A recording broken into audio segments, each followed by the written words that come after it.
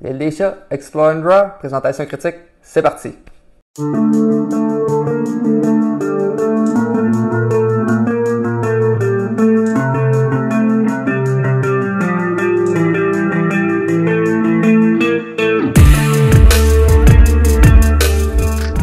Salut à tous, mon nom est Steve de la Société des Jeux. Donc aujourd'hui, je vous présente le jeu de l'île des chats, mais la version Flip and Ride, c'est-à-dire Explore and Draw. Est-ce qu'il est aussi bon que son grand frère, justement? C'est un jeu fait par Frank West, réédité en français par Lucky Duck Game et distribué par Randolph. Je vous le mentionne parce que le jeu m'a été fourni par Martin Montreuil, qui fait partie quand même de l'équipe de Randolph. Donc, prenez-en note si mon opinion peut être teintée un peu. C'est dans le fond un jeu où est-ce que nous allons aller sauver des chats qui ont des formes de polyomino et essayons de placer ça sur notre bateau pour les sauver d'un méchant malfrat qui va arriver pour capturer tous les chats sur l'île. Donc, je vais faire un petit comparatif à la fin avec l'autre jeu. C'est un jeu de 30 à 45 minutes de 1-6 joueurs, mais même on peut imprimer d'autres feuilles pour jouer jusqu'au nombre qu'on veut. C'est pour 10 ans et plus. Je vous dirais même un petit peu moins que ça peut être. Donc, je vais vous présenter ça et je vous reviens avec ma critique.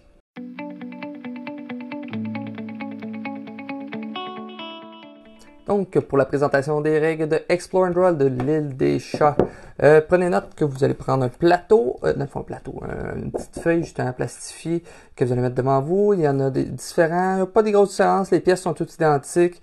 Les petites cartes ici de trésors sont au même endroit. C'est seulement la variante, c'est que les rats ne seront pas au même endroit.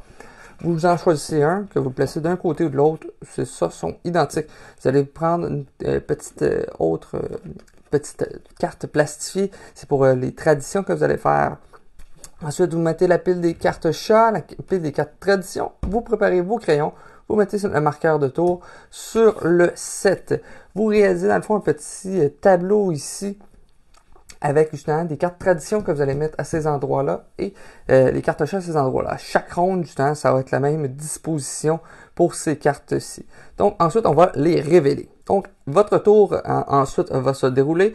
Chaque joueur joue de manière simultanée. C'est dans le fond, vous allez choisir une colonne. Peu importe le nombre de joueurs, vous pouvez prendre les mêmes colonnes si vous le désirez. Donc, je prends exemple. Ici, je prends la carte tradition. Vous pouvez, en fait, aussi, vous pouvez résoudre, en fait, chaque carte dans l'ordre que vous le voulez. Par contre, lorsqu'il y aura des choix, comme ici, 2 au choix, vous devez réaliser toute la carte avant de passer à la prochaine. Donc, je prends exemple ici. Je vais prendre la carte ici. Donc, une tradition, il y a le chiffre 22 d'indiquer en haut. Ici, c'est que je vais marquer 12 points s'il n'y a aucun espace vide sur le bord de mon bateau. Donc, si je finis la partie et tout le tour de mon bateau est rempli, je vais marquer 12 points. Je vais prendre pour me souvenir mon petit, justement, feuille pour les traditions. Je vais cocher le 22 comme ceci. Comme ça, je vais me souvenir que je vais le gagner. Ensuite, je dois commencer sur le bord du plateau. Je vais placer un des chats ici. Je vais placer mon mauve juste ici. Je vais faire les pièces justement peuvent être rotationnées. Vous pouvez la flipper de côté si elle est différente. Donc, comme ici, j'ai justement fait un petit cadre mauve pour mettre mon chat qui était ici. J'ai caché la carte au trésor mauve. Donc, qu'est-ce que ça me donne? C'est un petit trésor commun. Petits trésors communs sont indiqués sur la carte ici d'ordre de tour. Je peux faire n'importe quel. Justement, je vais prendre un petit crayon noir ici et je vais me rajouter, je vais décider de mettre un petit L et je vais mettre un petit C dedans. Vous me rappelez que c'est un commun et non un rare, car les trésors rares vont donner plus de points de victoire en fin de partie. Ensuite, il va me rester le chat rouge que je vais faire ça comme ceci. Et ça va mettre fin à mon tour. Par contre, prenez note qu'à chaque tour, vous avez la possibilité justement de faire une action bonus. Parmi les 5 qui sont indiqués au bas de votre plateau. C'est des actions spéciales. Vous pouvez n'en réaliser qu'une seule par tour et vous pouvez en réaliser seulement 3 par partie.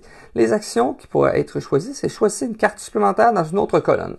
Donc, j'aurais pu choisir le petit chat ici pour justement regrouper des chats rouges ensemble, puisque c'est une grosse manière de faire des points de victoire. Deuxième action spéciale, c'est choisir une carte dans chaque ligne au lieu d'une colonne. Donc, j'aurais pu choisir 7 quartiers, 7 quartiers, 7 quartiers. Donc, j'ai choisi 3 cartes dans chacune des lignes. Troisième action, choisissez une ligne plutôt d'une colonne. Donc, je vais faire 4 actions avec ce choix-là. Piochez votre prochain chat 2 fois.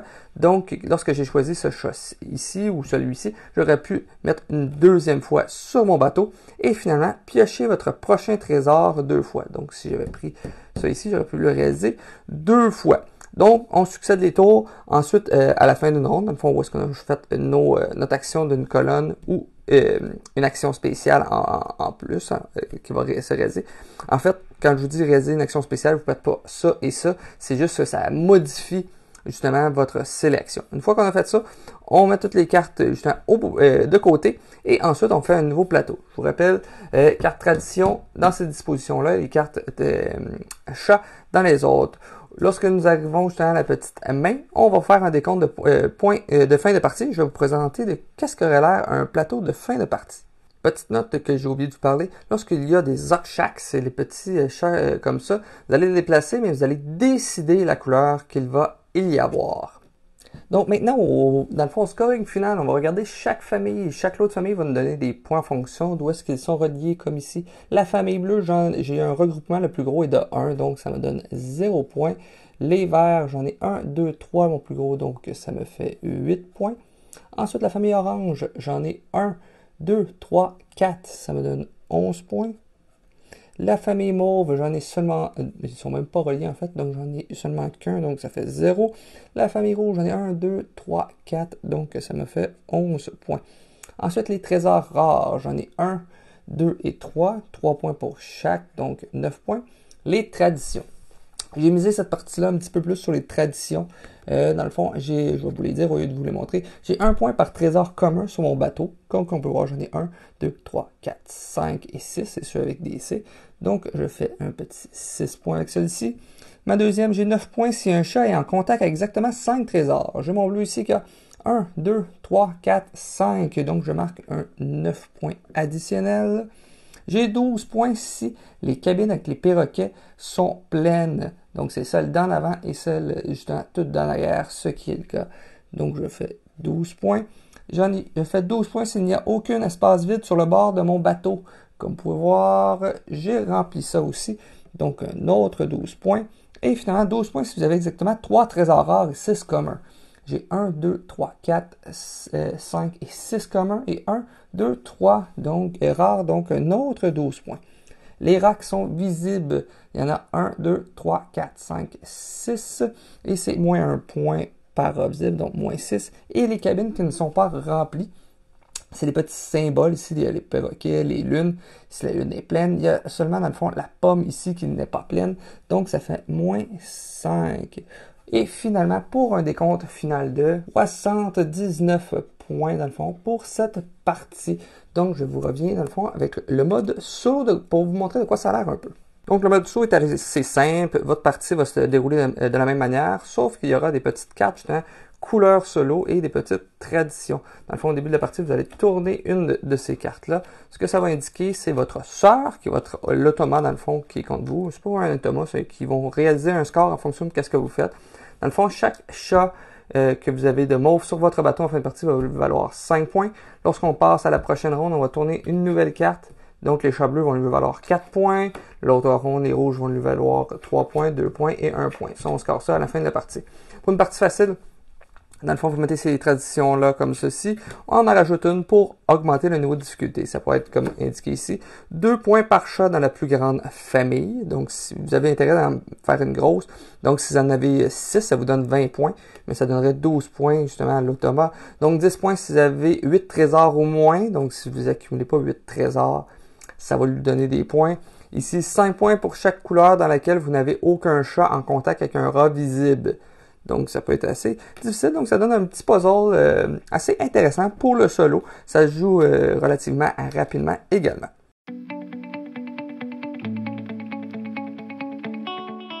Pour les composantes, on nous donne des fameux plateaux effaçables qui sont fort pratiques. Je vous dirais, je me suis battu un peu pour filmer cette vidéo-là. Ça fait beaucoup de reflets. Regardez, on voit ma lumière du plafond, on voit mon autre spotlight. C'est beaucoup de reflets, mais justement, ça s'efface. C'est bien pour ça. Non, on n'a pas plein de feuilles. Les cartes sont de bonne qualité, tellement de bonne qualité qu'eux aussi ils font du reflet partout, donc ça nous cache un peu qu'est-ce qu'il y a. Un beau petit marqueur. Il y a une bonne panoplie de cartes, là. Quand on parle des cartes chats, on va avoir une bonne ça va bien se renouveler. Un bel petit aide de mémoire, justement, pour se rappeler des traditions qu'on a prises. Ça, c'est vraiment le fun. Problématique, par contre, que je vais vous parler un petit peu plus en détail, justement, en fait, je vais vous parler plus là. Je vais en faire dans ma critique. C'est le scoring de fin de partie. Je sais où est-ce qu'ils sont mes choses, hein, mais c'est pas toujours évident. Comme qu'on peut voir ici, le rouge et l'orange, une fois qu'ils sont collés, sont difficilement distinguables. Également, pour compter combien qu'on en a de cases, c'est pas toujours évident, surtout quand ils sont superposés sur une ligne plus foncée. Comme si je vois que j'en ai 1, 2, 3, et je pourrais penser que celle-ci en est une autre, ou oublier que celle-là c'en est une autre. Donc le scoring est vraiment fastidieux. Et si vous décidez de remplir les cases pleines, c'est encore pire. Hein? Je remplis mon orange comme ça, je n'ai encore moins une bonne idée de quelle case qui est avec quelle case. Donc, c'est une petite chose assez difficile pour le scoring. C'est vraiment une partie qui m'a agacé beaucoup. Ben, c'est sûr qu'il y en a qui sont un petit peu plus artistiques, comme Madame Meeple, justement, qui fait des beaux petits dessins. Elle, je vous invite quand même à aller voir son petit TikTok et Instagram si vous voulez voir des magnifiques dessins, des magnifiques versions de Flip and Write qu'elle elle fait. Donc, petit aspect négatif pour moi, pour ce niveau-là.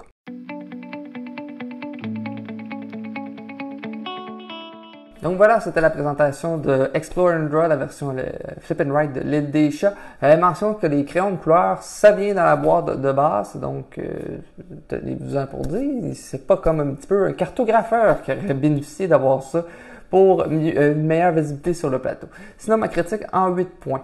Le temps de jeu, c'est un très bon temps de jeu justement pour ce type de jeu-là. Ça va tourner autour d'une trentaine de minutes, je vous dirais, ça dit 30 à 45. 45, ça risque d'être probablement votre première partie si vous êtes plusieurs.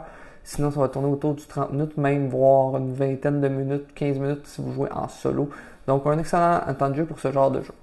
L'esthétique, plus ou moins. Les cartes, vraiment, sont très belles. Les chats sont vraiment merveilleux. Ils ont l'air d'avoir des émotions de comment ils sont placés. Toute l'iconographie est assez claire. Le texte aussi est assez clair. Je n'ai pas eu à aller voir des règlements ou des errata ou quoi que ce soit. C'est très, très, très clair.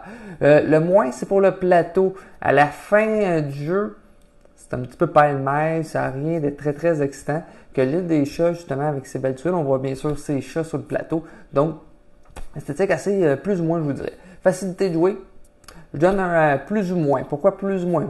Le plus, très très très facile, on choisit notre colonne, c'est tout. On a même 3 manières différentes de drafter nos choix au courant de la partie. Donc, c'est fluide, ça va bien. Même en plus, on a notre petit plateau qui nous rappelle toutes les traditions qu'on a faites. Ça aurait été compliqué un petit peu de s'en souvenir si on n'avait pas ce petit plateau-là. Donc, ça, c'est vraiment bien. Par contre, comme je l'ai mentionné à la fin de la partie, la lecture est tellement désagréable de savoir où est-ce qu'on est. Surtout avec je vous dirais, avec le crayon orange et les séparations brune-beige, qu'on peut les confondre.